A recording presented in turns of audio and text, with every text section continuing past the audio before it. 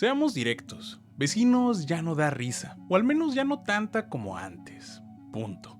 Lo que hoy vemos no es la serie que nos enamoró en 2005, es solo una especie de recuerdo.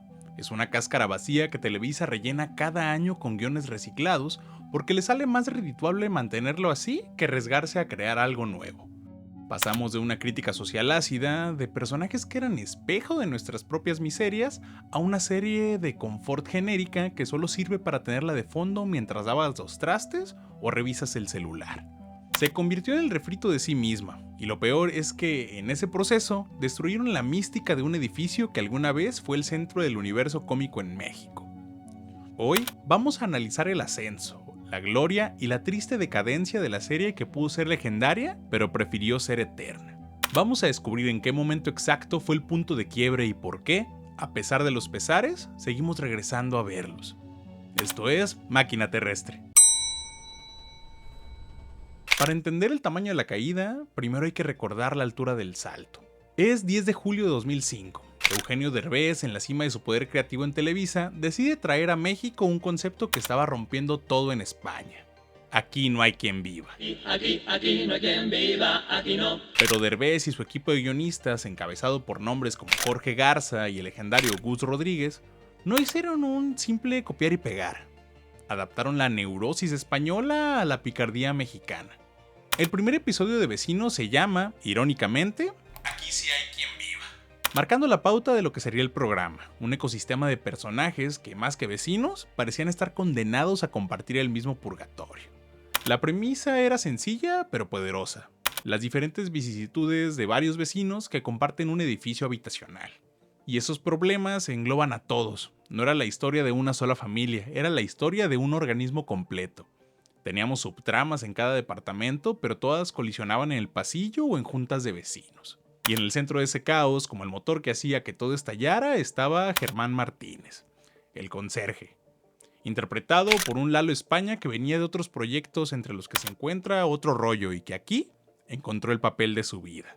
Germán no era solo el portero o conserje, era el representante de la soberbia e incapacidad, ese yo lo arreglo patrón, que termina inundando 3 pisos. Germán es el motor de los tropos de la serie. Su seguridad, desmedida en sus propias capacidades, es lo que originaba la comedia. Desde romper un tubo de agua por querer ahorrarse el plomero, hasta hacerle creer a todos que es un experto en albañilería.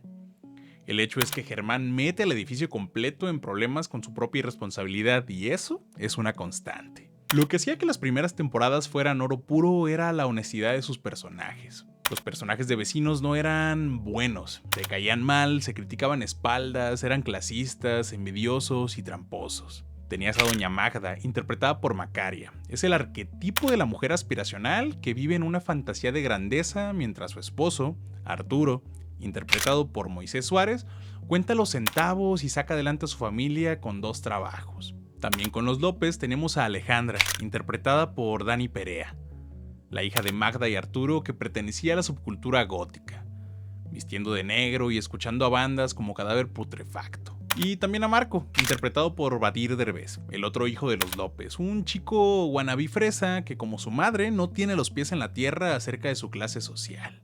Pero hablemos un poco más de Magda. Su mayor miedo no es ser pobre, sino que los demás se den cuenta de que lo es.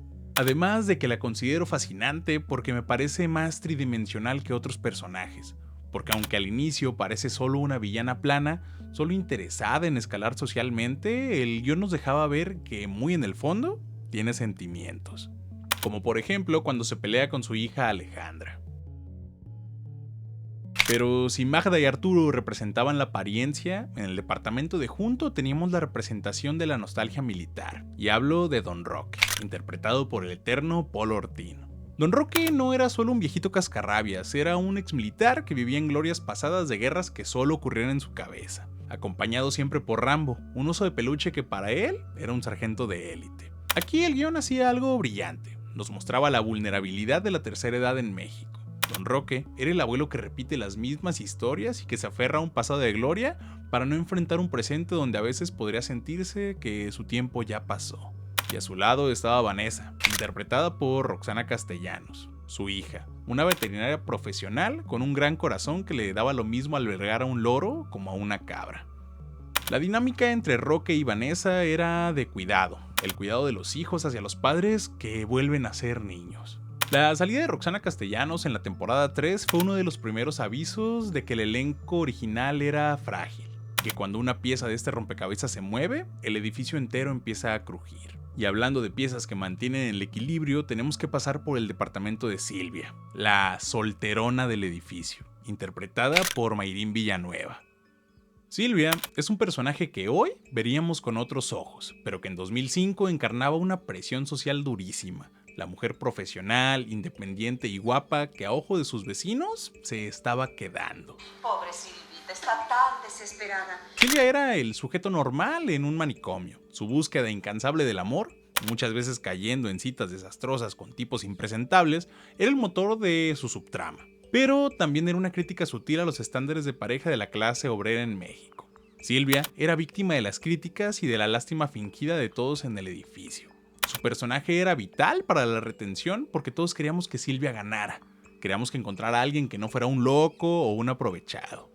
También creo necesario hablar de la tensión romántica que se empezó a cocinar con Luisito desde la primera temporada, que fue el gancho que nos mantuvo pegados a la pantalla durante años. Era la esperanza de que en medio de tanto egoísmo y de vecinos que solo buscaban sacar ventaja, dos personas decentes pudieran encontrarse. Yo siempre dije que esos dos se traían algo.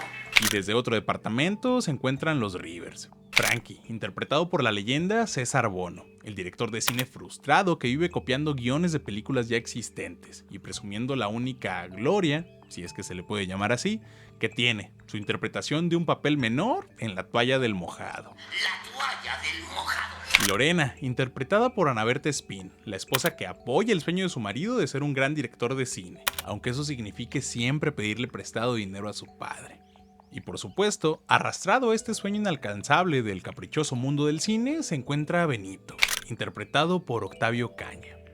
Un niño condenado a actuar los guiones de su padre, por muy malos que estos fueran, y a vivir de casting en casting, aunque eso signifique ser vestido de torta, geisha, super jamón o la chilindrina. Y por supuesto, el departamento de los compañeros, Luis, interpretado por Darío Ripoll, y Pedro, interpretado por Pablo Valentín. Acá hay un dato que pocos recuerdan, pero que es el núcleo de su relación. Pedro salvó a Luis en la preparatoria, por eso Luis, el tipo cuadrado, neurótico y trabajador, aguanta a Pedro, el parásito eterno, por una gratitud que raya en lo masoquista. Pero aquí está el secreto de la retención de la serie. Y a pesar de lo mucho que discutían los vecinos, de lo mezquinos que podían ser, de repente existían interacciones desinteresadas que contrastaban con su actuar cotidiano. Muy en el fondo, todos se necesitan. El apoyo entre vecinos se notaba en las crisis. Como diría Aristóteles sobre la amistad de utilidad, ellos empezaron juntos por necesidad, pero terminaron siendo una familia hecha de muchas familias. Ese es el corazón de la serie, el apoyo en la tragedia cotidiana. La temporada 1 pasó y terminó sin un desarrollo real de personajes, y eso estaba bien, era una serie de situación, pero en la temporada 2 las cosas empezaron a moverse. Vimos el inicio de la historia de amor más lenta de la televisión, Silvita y Luis. Ese romance se asentó en el icónico episodio de la boda de Silvia con el productor de la película de Frankie. También vivimos la salida de Marco. El guion lo justificó de una forma magistral, fue aceptado en la Escuela Técnica de Angangueo, Michoacán. Un lugar al que se fue para nunca volver, dejando un hueco que la serie tardaría años en intentar llenar. La temporada 2 se sintió como un final de era.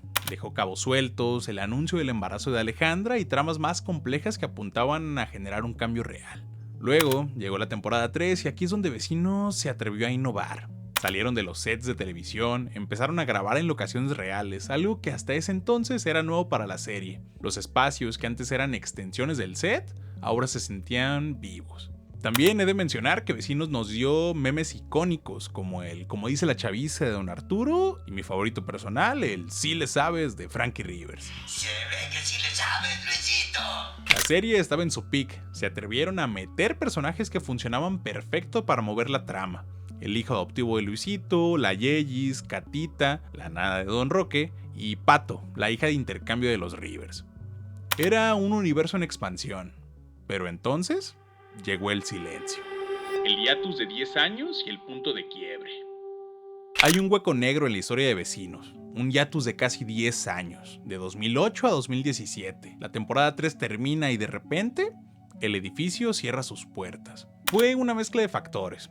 Eugenio Derbez se fue a conquistar Hollywood, los contratos de los actores se dispersaron y Televisa entró en una zona de confort creativa donde preferían repetir programas viejos que producir nuevos.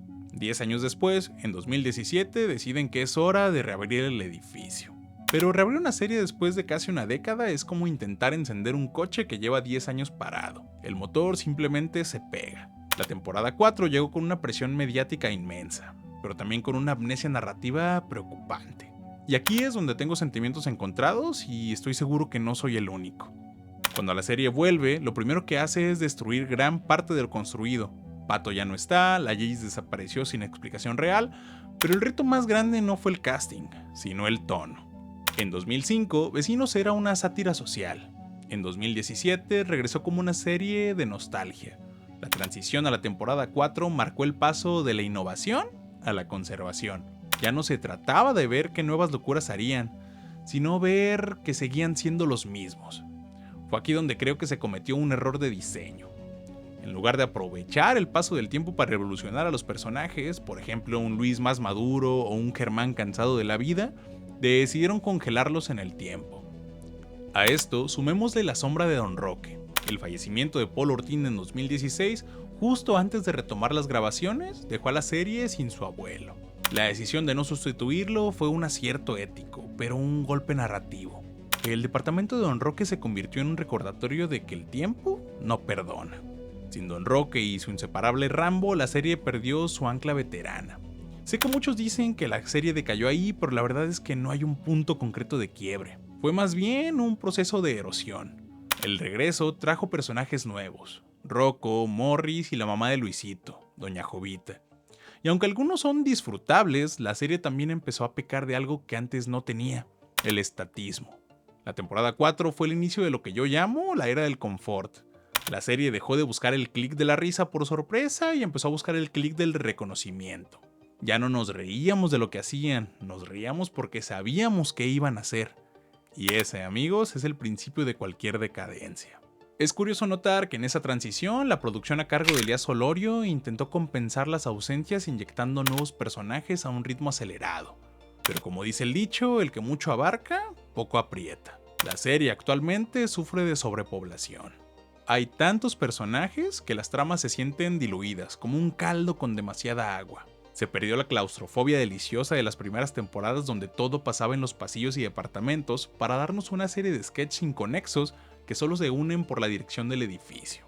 En las primeras temporadas, aunque no existiera desarrollo, había frescura. Ahora, temporada tras temporada, los personajes regresan a su estado natural sin importar lo que pase. Si hubieran tomado las decisiones de desarrollar personajes en 2010, hoy estaríamos hablando de una serie nivel Friends. Pero la pausa de 10 años rompió el ritmo y la coherencia. Muchos de los personajes actuales no aportan nada. La serie actualmente intenta demasiado, pero no termina de conectar con la misma fuerza. La serie de confort y el factor Benito. Entonces, ¿por qué sigue al aire? ¿Por qué van por la temporada 20? Porque Vecinos se convirtió en una serie de confort. Y en un mundo de posibilidades infinitas en streaming, lo genérico a veces se agradece. Es esa serie que pones cuando no quieres tomarte en serio. Personajes que no se desarrollan, situaciones que se resuelven solas, es televisión de fondo. Pero hay algo que la mantiene viva, y es el respeto a su propia historia en los momentos de tragedia real. No podemos hablar de Vecinos sin hablar de Octavio Caña, nuestro Benito Rivers. Mucho se habló y mucho más se puede seguir hablando acerca de su fallecimiento, pero lo que es cierto es que fue un golpe al corazón de México. Benito creció frente a nuestras cámaras. Pasó de ser el niño que no quería ser actor a ser un adulto. El homenaje que le hicieron en la serie es posiblemente el momento más honesto de la televisión mexicana en los últimos 20 años. Ahí no vimos a actores, vimos a personas rotas compartiendo un dolor en común. Se podía sentir el pesar a través de la pantalla. Lo mismo cuando encuentran las cosas de Don Roque en el edificio. Esos momentos nos recuerdan que a pesar de que los guiones sean flojos y las tramas se repitan, esos actores se quieren, son una familia. Esa es la paradoja. Aunque puede que la serie decayó creativamente, se volvió repetitiva y hasta un poco sosa, el vínculo emocional con el espectador es tan fuerte que perdonamos la falta de innovación. Televisa actualmente está tratando de recuperar la fama que tenía hace 15 años, repitiendo tramas pasadas porque sabe que la nostalgia es el negocio más rentable del siglo XXI. El edificio que no quiere cerrar. Vecinos es el ejemplo perfecto de que a veces el éxito es el peor enemigo de la calidad. A título personal, pienso que la serie tuvo su pick en la primera y segunda temporada porque era un experimento en cierta medida arriesgado. En la tercera innovó con locaciones y nuevos personajes icónicos como el piloto, pero después del hiatus se volvió en una zona de seguridad. ¿Es malo que sigan sacando temporadas? No necesariamente, pero hay que verla por lo que es, un recuerdo constante de lo que alguna vez fue la vanguardia de la comedia en México. Es una serie que sobrevive por inercia, por el cariño a los actores y porque al final del día, todos vivimos con vecinos así. Todos tenemos un Germán que como amigo es muy bueno, pero como trabajador tal vez no tanto. Una Magda que presume lo que no tiene y un Luisito que carga con los problemas de los demás y del cual todos se aprovechan. La serie ya no es lo que era, y quizás nunca vuelva a serlo, pero mientras sigan ahí, nosotros seguiremos asomándonos de vez en cuando para ver por qué a Luisito le dicen señor San Román y ahora ya no se deja de nadie.